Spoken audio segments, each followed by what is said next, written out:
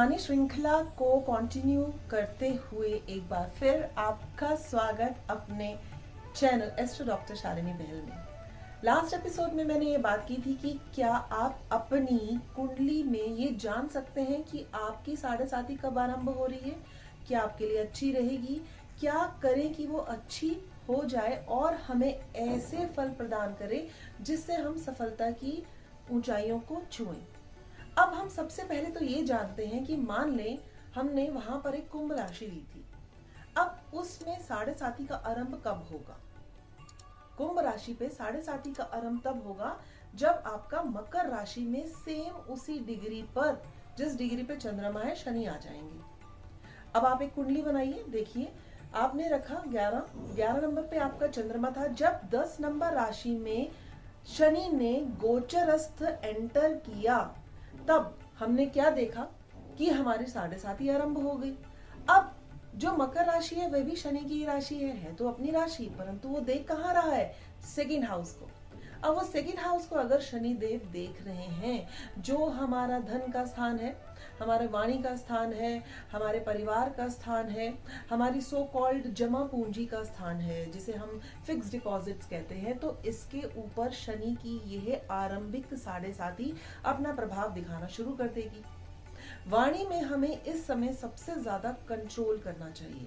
अगर हमने कंट्रोल किया, हमारा वे ऑफ बिहेवियर अच्छा है, दूसरों से बातचीत का जरिया अच्छा है, अगर हम सत्यनिष्ठ हैं, तो अंतिम जो 7.5 आएगी आफ्टर 5.5 ईयर्स 7 ईयर्स तक आएगी, वो आपको अच्छे परिणाम देके जाएगी। अन्यथा आपको इसी असत्यता के कारण जो आपने आरंभ में ही प्रारंभ कर दी, जो 7.5 की थी, उसके परिणाम भुगतने पड़ सकते हैं। दूसरा, इसकी जो सप्तम दृष्टि आएगी वो 6th हाउस पे आएगी, और जो 6th हाउस होता है आप सब जानते हैं, रोग का है, ऋण का है, शत्रु का है।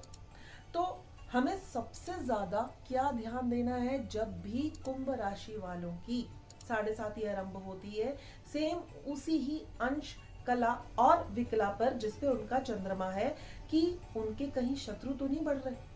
अगर वो किसी भी सरकारी नौकरी में कार्यरत हैं तो उनकी पद प्रतिष्ठा तो बढ़ेगी, परंतु पीछे, कहते हैं ना, कई लोग हमारे पीछे कान लगाए बैठे होते हैं कि कब कोई इनका एक बारीक पॉइंट देखने को मिल जाए और हम इनका पतन कर दें।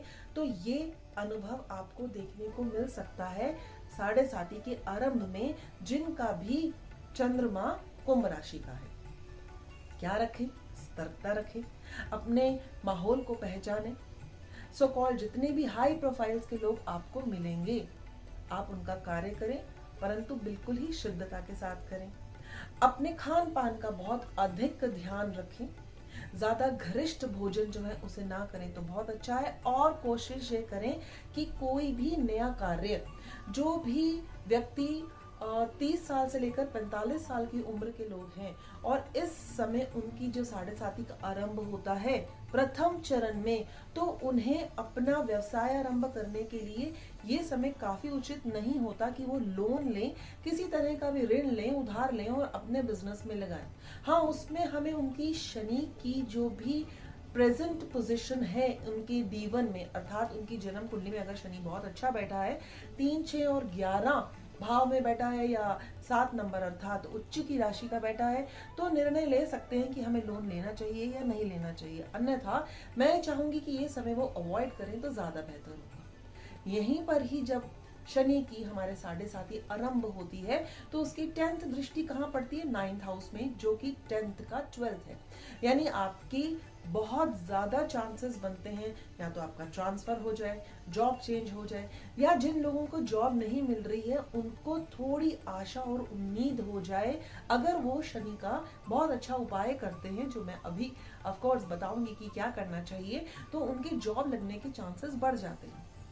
नहीं तो जो हायर एजुकेशन के स्टूडेंट्स हैं, जो लोग स्टूडेंट्स हैं, लाइक 18 से लेकर 25 साल तक के लोग हैं और वो हायर एजुकेशन के लिए जाना चाहते हैं, तो जब उनकी 7.5 आरंभ होती है तो समय तो शुरू होता है, क्योंकि 9th हाउस जो है वो किसका है? हायर एजुकेशन का, प्लस वो सुप्रीम कोर्ट का भी है। तो हमारे जो रोग ऋण शत्रु हैं, अर्थात अगर कोर्ट केसेस हैं, उनमें भी उलझाता है और सॉल्यूशन भी देता है। साथ ही साथ अगर आपको कहीं अब्रॉड जाके शिक्षा लेनी है तो उसके भी रास्ते खुलते हैं। तो साढ़े साथी का आरंभ खराब नहीं है, परंतु उसका सदुपयोग करना और ये जानना सो कॉल्ड कि आपका शनि बैठा कहाँ है, आपको देगा क्या आप हायर एजुकेशन के लिए लोन ले लें और आप जाएं। अगर आपको हायर एजुकेशन करनी है तो आप कौन सी एजुकेशन को प्रेफर करें? एमबीए करना चाहते हैं या आप इंजीनियरिंग की एमएस या कोई और फील्ड में जाना चाहते हैं, तो वो भी आप इस समय किसी एक अच्छे ज्योतिषाचार्य के साथ संपर्क करके विधि पूर्वक उपाय करने के उपरांत, क्योंकि 7.5 साल एक कम अवधि नहीं होती और उसको हम वेस्ट तो कर नहीं सकते।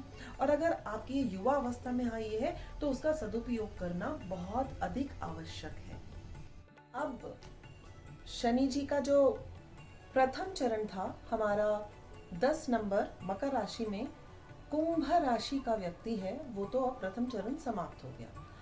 अब आते हैं जब 2.5 साल खत्म होने के उपरांत कुंभ राशि में जब शनि का गोचर होता है साढ़े साथी के दौरान, तब देखिए एक तो चंद्रमा पे ऊपर शनि आ गया, जिसे आप जानते हैं एक ये विष योग होता है जो मानसिक पीड़ा तो देता ही देता है। माना कि ये शनि की अपनी राशि है, मूल त्रिकोण की राशि है और शनि अपने फल इस राशि में बहुत अच्छे देता है। शनि कौन? न्यायाधीश। न्यायाधीश अर्थात हमारा जो सुप्रीम कोर्ट का जज, कभी भी पार्शल नहीं होता। अब जब ये 11 नंबर पे आया कुंभ राशि में, तो इसने अपनी 3 दृष्टि, जो पहली दृष्टि थी वो एक राशि पे हुई, दूसरी जो सप्तम दृष्टि है वो उसकी 5 नंबर अर्थात सिंह राशि पे हुई और इसकी 10वीं दृष्टि जो हुई वो ही उसकी मंगल की दूसरी राशि वृश्चिक पर। अर्थात मंगल और सूर्य की राशियों को हमारा गोचरस्थ शनि की 2nd चरण की ढैया देख रही है। मंगल और सूर्य दोनों इसके अति शत्रु हैं। 3rd भाव अगर आप देखें, हमने क्या किया है कि 11 नंबर का जो चंद्रमा है हमने उसे लगन में लिया है, ठीक है, और उससे अगर 3य भाव की दृष्टि 3rd हाउस पे आती है, 3rd हाउस के आपने कारक उठाए, स्पोर्ट्स का कारक है, छोटे भाई बहन का कारक है, पराक्रम का कारक है, ये एक प्रबल कारक है। साथ ही साथ अगर आप मुंडेन में देखते हैं तो ये पूरी जो सो कॉल्ड इंडस्ट्री है जिसमें आप मीडिया लेते हैं उसका कारक है और यातायात का कारक है। तो जब भी शनि गोचरस्थ में अपनी 2nd ढैया पे आएगा तो व्यक्ति विशेष में भाई बहनों से संबंध खराब कराएगा। 7म हाउस से देखते हैं तो क्या होता है कि जो भी पार्टनर है, सो कॉल्ड लाइफ पार्टनर है या आपके बिजनेस पार्टनर है, उनमें अनबन जरूर होगी। और अपनी 10वीं दृष्टि से 10th भाव कोई देखता है जो कि आपका खुद का बेसिक कर्म है, कर्म स्थान। यहाँ अगर कोई आपने पहले कुछ भी दूषित कार्य किए हैं, वो कार्य which is not being acceptable और not up to mark, not according to धर्म या प्रशासन के, तो उसका फल आपको यहीं भुगतना पड़ता है। इस समय जिनका भी चंद्रमा कुंभ राशि का है और जिस भी डिग्री अंश कला और विकला से प्रारंभ हुआ, जब उसका 2nd चरण पर शनि करता है गोचरस्थ और शनि की ढैया का मध्य काल देखते हैं, तो उन्हें अपने भाई बहनों के साथ अच्छा व्यवहार करना चाहिए। हो सके तो अपनी यात्रा को या लंबी जितनी भी यात्रा है उन्हें थोड़ा सा नेगेट करें। घर से काम कर सकते हैं, आजकल तो इंटरनेट की इतनी फैसिलिटी है, आप वहीं से ही काम करें। इसमें हमें रेल संबंधी दुर्घटनाएं देखने को मिलती हैं या मैं तो कहूँगी कि जब भी अगर आपको नींद आ रही है, आप थके हुए हैं, तो वो व्यक्ति सेल्फ ड्राइव करना अवॉइड करें। 7म के साथ क्या है कि अभी जो भी हमने कर्म किए थे, हमारी जब प्रथम ढैया शुरू हुई थी साढ़े साथी की, तो हमारे जितने भी शत्रु थे वो प्रबल तो हो गए थे परंतु जीत नहीं पा रहे थे। तो अब हमारे जो विपक्ष है बिल्कुल हमारे आमने सामने होगा 17 एक्सिस पे। तो आपको सतर्क रहना है, अपने बिजनेस में, अपने प्रोफेशन में देखना है कि पीछे से कोई हमारी जो बैकबाइटिंग कर रहा है वो किस हद तक सफल तो नहीं हो रहा। दूसरा, जो लाइफ पार्टनर है, हमारा दाम्पत्य जीवन है, उसमें थोड़ी सी कटुता तो आएगी। तो विचार विमर्श करें, नहीं हो सकता तो इस स्थिति को टालने के लिए थोड़े दिन कहीं अलग समय व्यतीत कर सकते हैं या मौन रख सकते हैं अगर कभी भी बहुत ज़्यादा लड़ाई होती है तो। अब दशम की अगर बोलते हैं तो जब उसकी दशम दृष्टि दशम भाव पे पड़ती है तो अगर आपका शनि D1 कुंडली में बहुत अच्छा विराजमान है तो आपको बहुत अच्छी सी जॉब देगा, और अगर नहीं तो आपको जॉब में और व्यवसाय में कहीं ना कहीं तो दिक्कत आएगी, क्योंकि जो मध्यम ढैया है ना 7.5 की, वो थोड़ी सी ज़्यादा कष्टप्रद होती है। और इसका एक ही सॉल्यूशन है, सबसे आसान सॉल्यूशंस तो मैं एक अनदर वीडियो में आपको दूंगी, परंतु आप अपने इष्ट की साधना और शनि देव का जो भी नाम है या उनके मंत्र हैं और उनका जो दान है उसे तो अवश्य ही करना है, क्योंकि अलग अलग कुंडली जो होती है उसमें अलग अलग ही उपाय किए जाते हैं।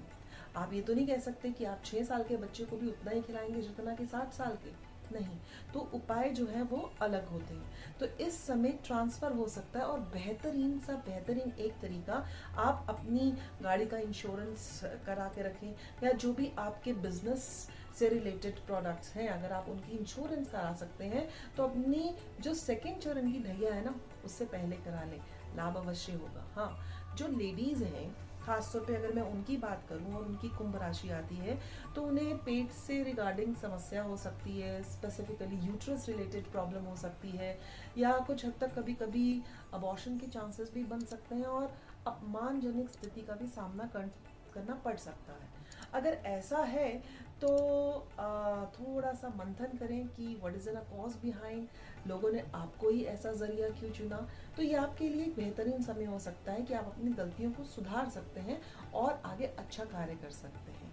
सो कॉल्ड अगर जेंट्स हैं और बच्चे हैं और उनमें अगर 7.5 की ये ढैया सेकेंड चरण की चल रही है, जिनकी कुंभ राशि है, तो उन्हें फोड़े फुंसी, बहुत सारे पिंपल्स, या टांग जो उनकी लेग्स हैं, अपर लेग्स जिसे हम बोलेंगे कि थाइज, वहाँ पर खासतौर पर फोड़े फंसी की प्रॉब्लम आ सकती है। तो चिंता करने की कोई बात नहीं है, उपाय आपको बताए जाएंगे और आप उन्हीं को अपनी ही कुंडली के हिसाब से या तो किसी अच्छे ज्योतिषी सलाह के साथ अवश्य कीजिएगा। अब अंतिम पड़ाव आ गया हमारा 7.5 का, कि हमारी 11 नंबर की राशि, जैसे मैंने फर्स्ट एपिसोड में कहा था कि चंद्रमा जिस भी अंश, कला और विकला पे है वहां से हमारी 10 नंबर राशि से आरंभ हो जाती है, और 11 नंबर राशि होने के कारण 12 यानी कि मीन राशि में वो खत्म होती है।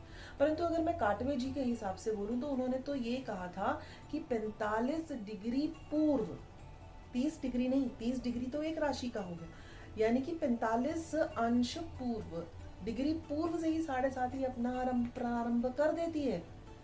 और इसके लिए कुंडली का मंथन एक अच्छा ज्योतिषाचार्य ही कर सकता है कि आपको 7.5 का इफेक्ट कब आया और कब समाप्त होने वाला है। तो चले बात करते हैं अब अंतिम पड़ाव की। शनि की 7.5 में हमने 5 साल तो इस तरह से व्यतीत कर दिए, और इस 5 साल में व्यक्ति विशेष बहुत कुछ सीख जाता है, संभल जाता है, और यूं कहे तो कहता है कि मुझे लाइफ के वो अनुभव हुए, चाहे उम्र कोई भी हो, 16 साल हो या 40 साल, जो अभी तक मैं कभी नहीं कर पाया था। अब आते आते जब शनि अपनी अंतिम चरण की ढैया पर पहुंचता है कुंभ राशि विशेष के लिए, तो वह राशि होती है मीन राशि। मीन राशि जो राशि है वह है गुरु की, जो जीव कारक है। उसका और शनि का संबंध इट्स ओके, सम है, बहुत अच्छे मित्र नहीं है।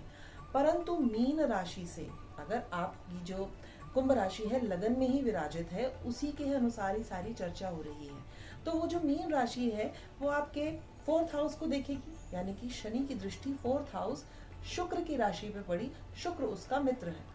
तो इस दौरान आपको बहुत अच्छी लग्जरीज लाइफ जीने को मिल सकती है। आप अपने नए कुछ भी वाहन खरीद सकते हैं, सो कॉल्ड आप मकान बना सकते हैं अगर आप प्रॉपर्टी का बिजनेस करते हैं, और बहुत अच्छे तरीके से आपने उन 5 सालों को यूटिलाइज किया है, तो इसमें आपको उसका फल मिलना स्वाभाविक है। अब इसकी जो सप्तम दृष्टि है, शनि की सप्तम दृष्टि द्वितीय भाव से आपके अष्टम भाव पे आई। शनि अगर सुव्यवस्थित है आपकी अपनी राशि में और D9 चार्ट में रेट्रो नहीं है, तो ये आपको ऑकल्ट की दुनिया में लेके जरूर जाएगा। आपका रुझान जो पिछले 5 वर्षों में ईश्वर के प्रति समर्पण और भक्ति भाव हुआ, वो किसी न किसी ऑकल्ट साइंस की तरफ जरूर मोड़ता है। और यही इसकी जो दशम दृष्टि है वो पड़ती है गुरु की दूसरी राशि पे, जो फिर समतुल्य है। पिछले किए हुए जितने भी ऋणानु टास्क थे, जितने भी कर्म थे, अगर आपने उन्हें बहुत अच्छे से निभाया तो ये जो दंडाधिकारी शनि है आपको बहुत लाभ देगा। और अगर ये नहीं कर पाए तो फिर तैयार रहिए, अपना पूरा जितना भी कार्यक्रम आपने किया है उसकी जिम्मेदारी उठाने के लिए। फिर आप ना तो भगवान को दोष दे सकते हैं और ना ही शनि ग्रह को। अब इसमें हम लोगों को क्या करना चाहिए, उसके उपाय क्या होने चाहिए, इस विषय पे और साथ साथ जो कंटक अर्थात चतुर हाउस की जो चंद्रमा से फोर्थ शनि की ढैया आती है या जो चंद्रमा से हमारे अष्टम की ढैया आती है, उस विषय पे मैं अपनी नेक्स्ट वीडियो में आपके साथ चर्चा करूंगी। हाँ, इसके साथ साथ ये जरूर कहूंगी कि आप अपनी आप को शत्रु द्वारा किए गए किसी भी हानि से या शत्रु द्वारा की गई किसी हानि को लाभ में परिवर्तित करने के लिए अपने इष्ट की साधना, गुरु द्वारा दिया गया मंत्र, शनि की आराधना अवश्य करें। हो सके तो आप शनिवार के शनिवार कुछ भी शनि से रिलेटेड चीजों का दान करें। परंतु इतना अनिवार्य जरूर है कि अगर आपका लग्न भी शनि की ही राशि का है तो शनि का दान देना वर्जित है। तो जल्द मिलती हूँ अपने नए वीडियो में इसी श्रृंखला को आगे बढ़ाते हुए कि क्या बेस्ट उपाय रहेंगे। मैं आपके साथ बहुत सारे उपाय साझा करूंगी।